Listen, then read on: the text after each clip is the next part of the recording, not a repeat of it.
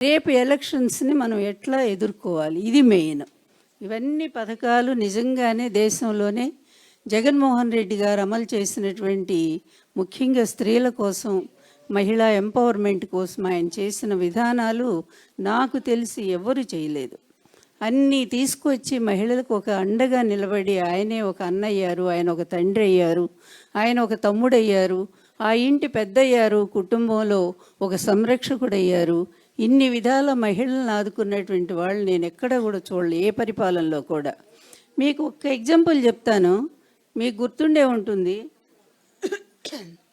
నిర్భయ చట్టం వచ్చిన తర్వాత, దేశంలో నిర్భయ చట్టం వచ్చింది కదా, ఆ నిర్భయ చట్టం అనేది కేవలం 4 నెలల వరకు, అంటే చేసినటువంటి నేరాన్ని గుర్తించటం, ఆ నేరాన్ని గుర్తించిన తర్వాత దాన్ని అమలు చేయటానికి తీసుకునేటువంటి టైం ఎంత అంటే 4 నెలల టైం తీసుకున్నారు వాళ్ళు. కానీ జగన్మోహన్ రెడ్డి గారి పరిపాలనలో మరి ఆయన దిశా చట్టాన్ని తీసుకొచ్చారు.